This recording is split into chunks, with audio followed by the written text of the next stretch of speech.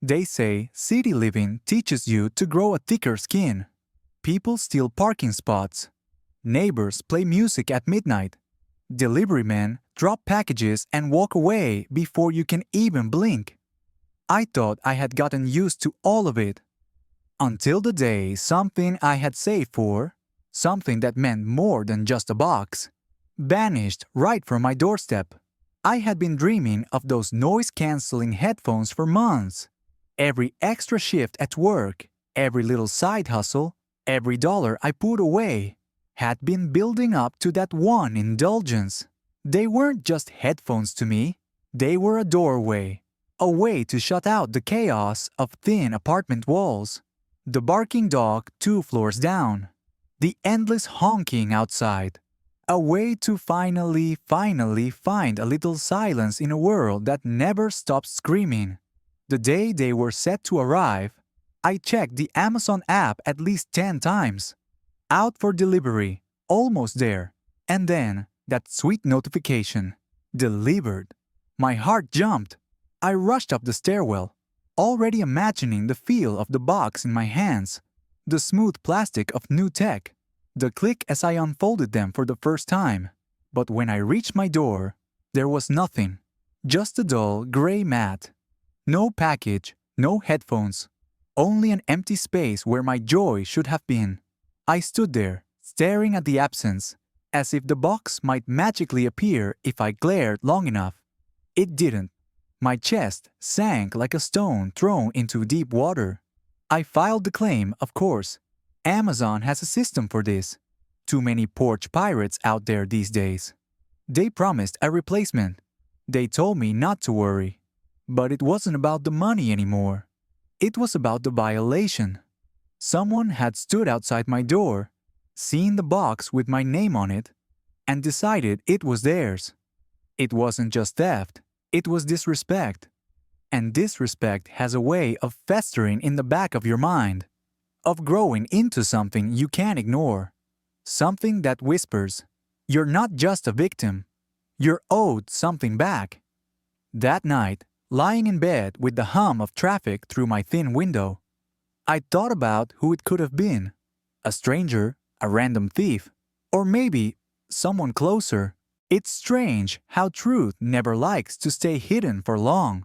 You can bury it, disguise it, lie about it, but eventually it leaks out in the smallest of ways. And sometimes, the person who stole from you is the same person arrogant enough to brag about it. A week passed after my package disappeared. Amazon, efficient as always, processed my claim and sent a replacement pair. I should have felt relieved, but every time I slipped into the elevator or walked down the hall, the sting returned. I looked at each neighbor differently. Was it the elderly couple on the 3rd floor? No, they barely opened their door except to water their plants. The college kids upstairs? Maybe they had friends over all the time. Or was it someone even closer?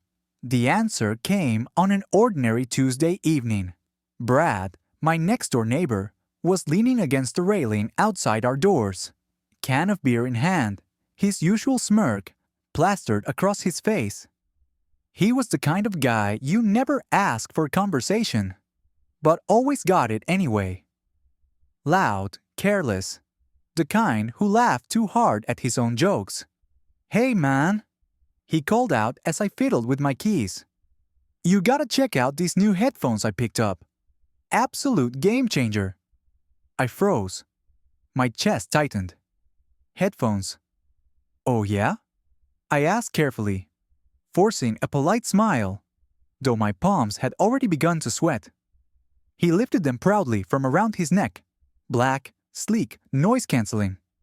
The exact same model. Not a knockoff, not similar. The exact pair I had ordered. "These things," he continued, shaking his head in amazement. "Bro, when I game now, it's like I'm actually in the world. Totally cancels out everything. Neighbors, traffic, doesn't matter. Unreal, man. Best purchase I've made in a long time." My blood boiled so suddenly, I thought he might see it in my eyes. "Purchase?" He dared to call it a purchase. I studied him as he rambled on. Clueless. Brad wasn't exactly subtle. His stories always had holes. His lies always too thin. I had never suspected him before, because I assumed even he wouldn't be that stupid. But there he was, wearing my headphones, bragging about my stolen comfort, my stolen silence. For a moment I wanted to confront him, right there, in the hallway, to rip them off his neck, shove the Amazon receipt in his smug face, and demand he admit it. But then, something stopped me. Maybe it was the way he smirked, so sure of himself, so convinced I was too naive to ever catch on. Maybe it was because I knew shouting at him would change nothing. Thieves don't feel guilt, they feel thrill. And I didn't want to give him the satisfaction of seeing me angry. No, Brad didn't deserve confrontation. He deserved something better, something quieter, something that would sink in deep and gnaw at him the way he had gnawed at me. So I laughed lightly, nodded, and walked into my apartment. But inside my head, gears had already started turning. And then I remembered something. A month earlier, Brad had asked me for help setting up his router. He was bragging about how fast his new internet plan was. But when I asked what the Wi-Fi password was, he shrugged. Don't need one. Who's gonna hack me? It's not like I'm a spy or something. He laughed, proud of his ignorance. I had glanced at the back of his router then, noting the model, the IP address, the default login credentials. It had taken less than 5 minutes to show him how it worked. He never changed them afterward. And now, that memory burned in my mind like a neon sign. Brad might have stolen my headphones, but he had left his front door wide open. All I had to do was step inside. That night, I sat at my desk, laptop glowing in the dark. I typed in the router's IP, tried the default credentials, and just like that, I was in. A smile crept across my face as I hovered over the settings. One click away from complete control. For the first time since my package vanished, I felt a strange thrill of my own.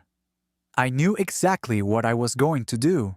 Revenge doesn't always have to be loud. Sometimes the best revenge is a whisper, a subtle twist of the knife, so clean and quiet that the victim doesn't even realize they've been cut until the blood is already spilling. That night, sitting in the glow of my laptop, I stared at the router settings. Brad had practically handed me the keys to his kingdom.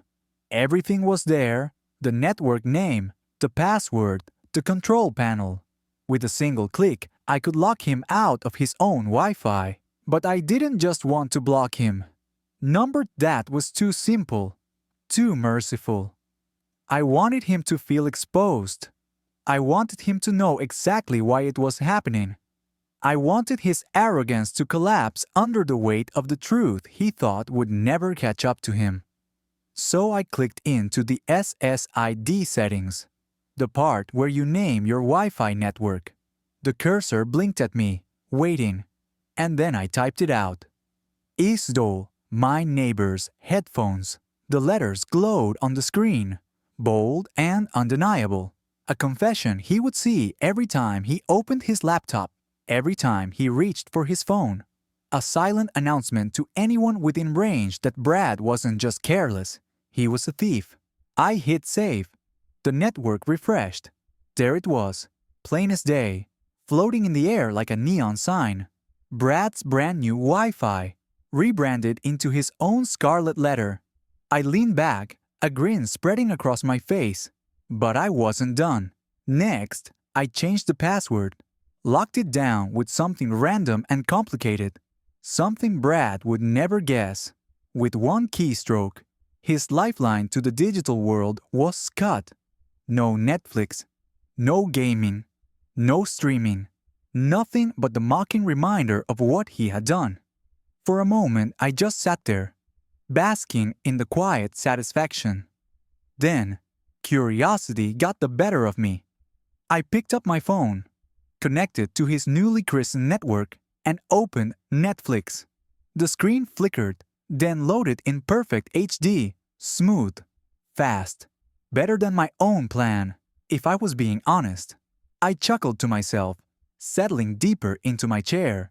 Here I was, watching movies on his internet, while my replacement headphones, identical to the ones he had stolen, rested comfortably over my ears. The irony was almost poetic. The next morning, I didn't even need to wonder if he noticed. The walls in our apartment complex were paper thin, and Brad had the subtlety of a sledgehammer. Through the plaster, I could hear him.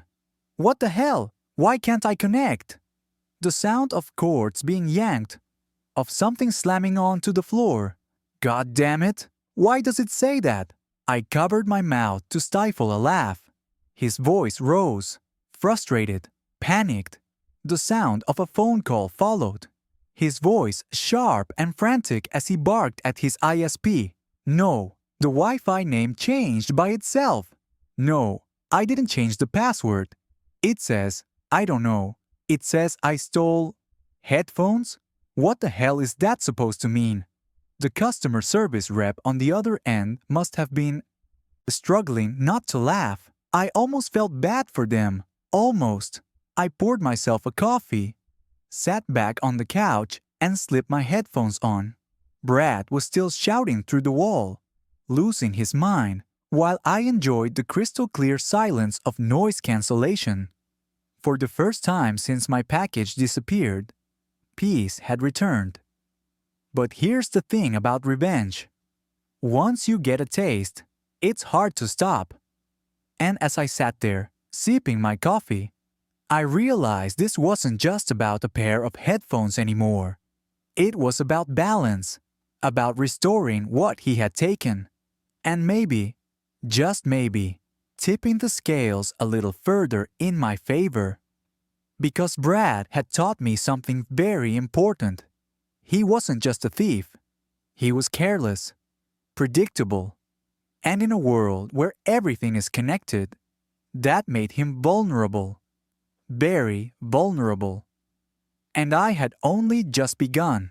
There are certain sounds that will stay with me for the rest of my life. The shrill laughter of a drunk stumbling down the hall at 2 in the morning. The thud of someone dropping their groceries 3 floors up. And now, the sound of Brad unraveling, piece by piece, on the other side of my wall. It started small. The muffled curse when he realized his devices couldn't connect. The scraping of furniture as he dragged his router out from whatever corner he had shoved it into. Then came the rising panic. Come on, come on! Why won't you just work? Every thud against the wall was a gift. Every frustrated groan was a melody. And through it all, I lounged on my couch, sipping coffee, scrolling through Netflix on his Wi-Fi. The connection faster than mine had ever been. He called his ISP at least 3 times that day. I know because I heard every word. No, I didn't change the name. It says, listen, it says I stole my neighbor's headphones. Do you think that's funny? Who the hell would name it that? His voice cracked, desperate, as though the universe itself was mocking him. And in a way, it was. The rep must have tried to walk him through the basics. Restart, reset, unplug.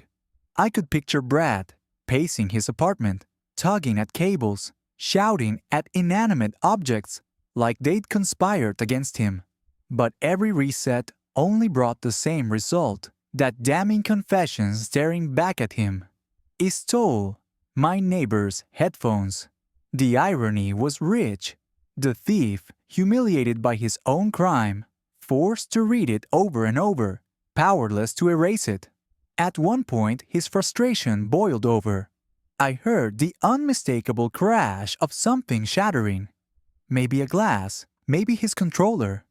I smiled, stretched out on my chair, and turned the volume up on my show.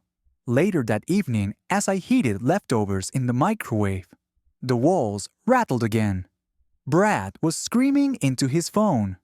"I don't care what you say. I didn't change it. Someone hacked me. No, I don't know who. Just fix it, damn it. I can't go without internet for this long." The desperation in his voice was almost pitiful. Almost. I thought about the smug look on his face when he flaunted my headphones. The way he had laughed, oblivious, as if the world revolved around him. And any pity I felt evaporated. Because in that moment, balance had been restored. I didn't confront him, didn't shout, didn't accuse. Instead, I let him fight shadows, swinging blindly at a problem he couldn't understand. And all the while, I reaped the benefits: free Wi-Fi, perfect streaming, silence delivered straight into my ears by Amazon's replacement headphones. It was, in every sense, poetic justice. But the best part came late at night. I was lying in bed, headphones on, when I heard him through the wall. Not angry this time, not furious, but broken. His voice was low, defeated, muttering curses to himself, like a man who had been stripped of something he thought untouchable. I closed my eyes, let the silence wash over me, and smiled. For the first time in weeks, I slept like a baby. They say every storm eventually breaks, but for Brad, the clouds lingered a while. For nearly a week, his life spiraled. Every night I heard the same ritual: the slam of his fist on the desk, the frantic shuffle of chords, the curses flung like daggers into the air. And every night, the Wi-Fi's name remained the same, a mirror reflecting his crime. He stole my neighbor's headphones. The irony never wore off. If anything, it tasted sweeter each time. Meanwhile, my days became a quiet paradise. Streaming shows in crisp HD, working without buffering, music pouring into my ears through my replacement headphones, the world outside fading to nothing. I almost forgot it was supposed to be revenge. It just felt natural, balanced. But eventually, even Brad stumbled upon a solution. One afternoon, I came home to find a technician crouched outside his door, a toolbox open at his feet. Brad hovered nearby, arms crossed, face red with embarrassment. He was quieter than usual, his voice lower, stripped of its usual bravado. I didn't linger, but I didn't need to. By the next day, the mocking network name had vanished from my list, replaced by some bland string of numbers. His connection was back. The confession erased. Order restored. At least from the outside. But I knew better. Because revenge isn't measured in permanence. It's measured in impact. And Brad had been shaken to his core. For days, I'd heard him raging, defeated, paranoid. And though the technician had reset his Wi-Fi, there was no resetting what he had experienced. Every time he opened his laptop now, I wondered, did he hesitate? Did he fear what name might stare back at him next? Did he wonder who else knew what he had done? That was the true victory. Not the stolen bandwidth, not the mocking name, but the seed of doubt planted deep in his mind. A reminder that his actions had consequences. As for me, I never confronted him, never demanded an apology, because I didn't need one. I had my new headphones, courtesy of Amazon. I had a week of uninterrupted streaming at his expense. And most importantly, I had the quiet satisfaction of knowing he had suffered. Petty? Maybe. But sometimes justice doesn't have to be grand. Sometimes it's enough to tilt the scales just slightly back in your favor. Brad stole my headphones. So I stole his Wi-Fi. And in the end, I walked away not just even, but ahead.